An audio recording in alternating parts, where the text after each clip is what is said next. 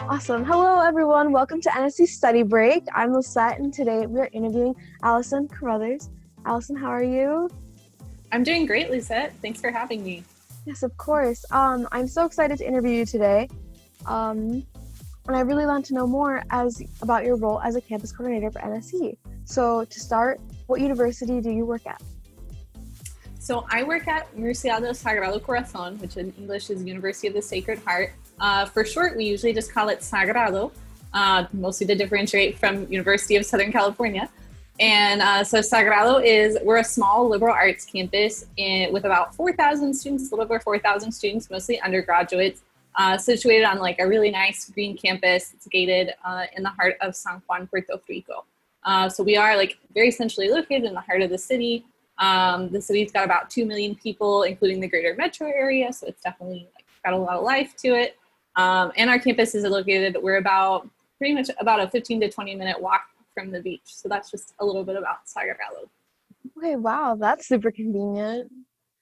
I love that. I imagine all of the students, all the exchange students are just like, no class today, beach. Mm-hmm. Okay, so then my next question would be, what are some highlights that students should check out when they come to exchange to your school? Okay, well, first off, I wanted to mention that Sagrado, so we're sort of different within the realm of NSC. So like other Puerto Rico campuses, we're a great option for students who are looking for a full Spanish immersion experience without needing a passport. So since the majority of our classes are taught in Spanish, although we are working on expanding our English course offering, on our campus, we do have residence halls, and students are housed on campus with local Puerto Rican students. So that's also a great way for students to get plugged into the local community and practice their Spanish. And my office, so we coordinate an initial orientation as well as 5 excursions throughout the beginning of the semester, as well as 2 in summer. We're also an option for summer exchange within NSC.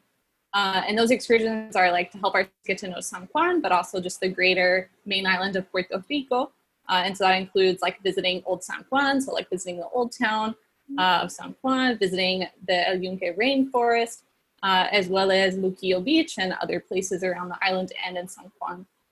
Since we're also really conveniently located, we're on like the urban light rail line that's in San Juan.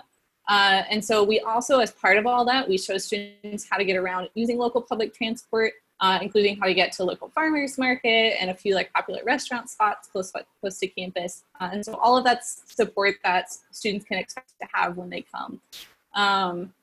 We also host international coffee hours and other social activities throughout the year for students. And so in all of these activities that I've mentioned, like orientation, excursions, activities that our office puts on, we also have a group of Sagrado ambassadors that are a group of about 15 local students that attend all these things, and they're there to get to know students, introduce them to Puerto Rico. And so that we sort of have that as a base to help students get to know local students while they're here. And so, yeah, that's a short summary. I don't know if you have specific questions within that. Mm-hmm. I do have a question about your ambassadors. So are they just, I know you said they're a group of students, so does the group of exchange students just go with them, or does each one will have like their own ambassador that they can hang out with and get closer to?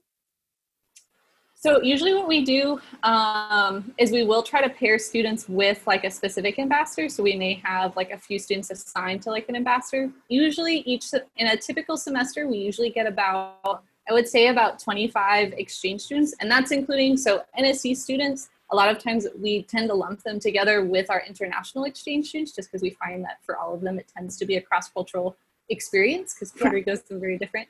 And so typically, yeah, we'll try to pair them with a specific ambassador. But those are ambassadors that are, they're there putting on events, and like they put on their own events sometimes as well for exchange students, as well as like our regular degree seeking international students, which also includes like our students from the US as well. So yeah. Mm-hmm. Awesome. So I want to ask, because I think that'd be a great part for students doing an exchange to Sagrado Corazon, to meet the international students. Where are like the other international students from? Great question. So I'll talk about our exchange students first, and then I'll talk about our degree seeking students. So our exchange students typically come from, we always have a few from the US, either through our bilateral exchange partners or through NSE. And we usually always have some who come from Spain. We always have usually a good number that come from Spain. Those are usually the two biggest groups. I mean, it's not a large group, so Yeah. but we also get students from other European partners, like from Italy, from France. We have partners in Germany that always send us a few students. Sometimes, and usually a few students from Latin American partners as well. And we also have a few Asian partners too. So typically other European students is probably the largest group apart from our US students. Yeah. And then speaking about our degree seeking students, so our degree seeking students, international students, look pretty different from like a US campus. So we only have, it's a pretty small group. We've only got about 40 degree seeking students, mostly bachelors. And most of those students are from other Latin American countries, typically. Okay. Fantastic. Thank you. And then my other question would be, do you have, or could you tell me at least, like, what do you think are some of the perks of going to like a smaller campus that Helsley has around about 4,000 people? I mean, I would say just, it's the sort of campus where like people will get to know you and know your name. Like our class sizes, like the largest classes we have only have about 30 students in them. And so like, there's definitely a lot of opportunities to like get to know professors and get to know other students. I mean, like I mentioned our residence halls because a lot of Puerto Rican institutions don't necessarily have on-campus housing. Most institutions are commuter institutions. But we do have 2 residence halls on campus, one a men's residence hall and a women's residence hall. And in all, that houses about 500 students total between the two. And so I feel like it's a sort of campus where it's very easy to get to know people. It's the sort of thing where as someone who works in our office, I really enjoy it because I feel like I really get to know students better and support them more. And like, it's really easy.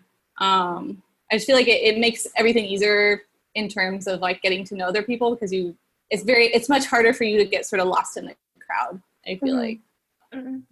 Okay, I think that'll be great, especially for those that are coming from the bigger institutions. Like I go to a university of about 50,000 undergrad. Going to like the smaller schools would be much nicer, get to know everyone. And I think it would be great for everyone as well to be able to like have you as their NSE coordinator and get to know you more and like, you know, really have that faith that you're going to help them and they have a great experience. Okay, awesome. So my next question is, what are some questions students should be asking when exploring their options for NSE? So for NSE, and here I'm speaking also more this is more of my like outgoing advisor spiel, but something I always tell my students when they're thinking about either studying away through NSE or study abroad, because I also work with study abroad, is to, instead of thinking about where, because I feel like we have a tendency to think of like, oh, where do I want to go? Like that's sort of maybe the first thing we think about. Instead of jumping to where first, to think more about the why. So to think about, you know, what are your goals? Like, what do you really like? Why do you really want to do this? Like, and sometimes it takes a bit of time to really think, well, why do I really want to do this? Other than that, wow, it sounds really cool. Like, I'd love to study in XYZ state or country. And so I always ask my students that question, like, you know, why do you want to go on exchange? You know, what are you hoping to get out of this experience? Like, how, you know, what is the you before you go study away going to look like compared to the you after you study away? And how does study away fit into your long-term goals? Like, you know, do you want to do grad school? What kind of career field do you want to be in? Do you know that like there's a certain part of the country or part of the world that you're interested in working in or exploring as a potential place to maybe live after you graduate? I think all of those things are really important to think about, as well as sort of finer details of like, well, how long do I want to go? And what classes do I need, which is sort of more of the nitty gritty part of the planning side. But yeah, I think just like thinking about goals is really, really important before we jump to the, oh, it'd be so cool to study in New York City or wherever it is that a student might be interested. And as well as for certain schools, and this I mentioned more because I'm at a Puerto Rican institution, it's also important to think about, so if you're looking at like Quebec or you're looking at Puerto Rico, it's also really important to think about language proficiency. Like, would you be comfortable taking some or all of your courses in French, some or all of your courses in Spanish, or using those languages to get around in daily life? Of course, are obviously really important questions to think about for exchanging to Puerto Rico or exchanging to a place like Quebec. Okay, awesome. I had a quick question about, is it usually pretty, not easy I should say, but pretty kind of easy, yeah, for students to be able to take some of their major required courses at like your institution. So if I'm a psych major, would I be able to get into some of the psych classes that would count towards them, or are they usually like reserved like right away for obviously the students at Sagrado Corazon doing their classes? So our classes it's pretty flexible. And I think part of that comes with being at a smaller institution where I feel like the schools and departments like know each other, and things are just less siloed because some things are more centralized. And so I would say that, yeah, like our students can definitely take major courses, and there really aren't many restrictions with that. I'm trying to think if there's a particular one, and I can't think of one. Like classes are it's pretty open. Like students register pretty much about at the same time that our regular students do. So we don't have a system where students have to wait to register after all our campus students have registered. Like that isn't an issue usually. So students can definitely get major course requirements. The only trick there is then just what's the language of instruction. And so there it's more just like for students, we have to think about, okay, well, would you be comfortable taking like a major course, like a course for your major in Spanish, or do we need to make sure that we're making sure there's more of a balance of like, okay, you'd be comfortable taking these classes in Spanish, but maybe you need this course in English because it's going to work out better for you and your language proficiency. But generally speaking, yeah, getting access to major courses usually isn't an issue. Okay, I'm glad to hear that. I think that'd be great for students looking into it. And the flexibility with the whole levels of proficiency. Mm-hmm. Okay, so my next question is more so just what are some of your favorite school traditions of Sagrado Corazon? So this one I had to think about. I would say it's called La LAI, which is La Liga Atlética Interuniversitaria, if I remember correctly, which is the Inter-University Athletic League, which is sort of like the island-wide sports league between all the universities here. And so usually every April, is when they have sort of their like championships for all the different sports, and they'll usually host it in like a particular city. And so a lot of times the university will organize transportation to go, and it's something that like a lot of local students go. So I feel like it's a good place to get to go with local friends or get to know other local students.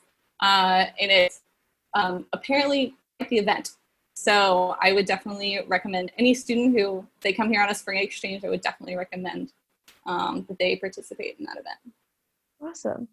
All right, thank you. Well, I am out of questions. So do you have any other last minute advice for NSC students? Anything more you'd like to highlight about Sagrado Corazon? Just anything. I'm trying to think. I will say, I only mentioned it because I didn't clearly mention it before, is at least right now we do require students to have at least an intermediate Spanish proficiency. Just because they need it not only for classes, but also just getting around in daily life. But I mean, it's really a fascinating place. I think I would recommend it. Like any student who's studying Spanish and feel like they'd be up for a challenge, I feel like Puerto Rico is sort of off the beaten path from other Spanish-speaking destinations that students often look at through study abroad. And it's a really fascinating mix. I say that as someone who has moved here recently. I moved here in last year in 2019. And so even for me as an outsider, it's been just a really fascinating place to see, to see sort of the intersection of, U.S. influence, Spanish influence, African influence, Taino, which is our indigenous people group, to see all those different influences mixed together and meld together into what Puerto Rico is. So I would definitely recommend students give it a shot, take a look. But definitely, like any kind of study away experience is always going to be life-changing, no matter where you go. Awesome. Well, you heard it here, everyone. Escaladers recommends it. Do NSC, you're gonna love it. Check out Sagrado Corazon. But yeah, so that is all I have. I want to thank you so much, Ms. Carruthers, for interviewing with us today. I want to thank everyone for watching today. Please like and subscribe to this channel and check out nsc.org. Thank you.